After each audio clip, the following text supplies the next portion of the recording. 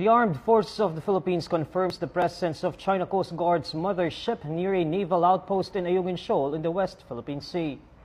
According to AFP spokesperson Colonel Francel Margaret Padilla, the ship's presence near BRP Sierra Madre is part of the intrusive patrols of China. Padilla says the AFP is closely monitoring all activities in the West Philippine Sea. Padilla also calls on nations to respect international law and refrain from actions that will escalate tensions in the disputed waters.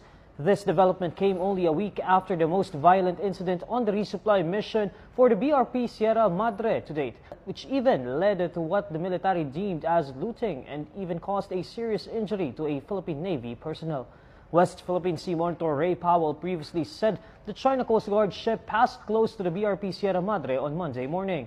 However, according to Powell, the ship is no longer near Ayungin and has already approached nearby Escoda Shoal, where the Philippine Coast Guard's largest ship has been deployed for months.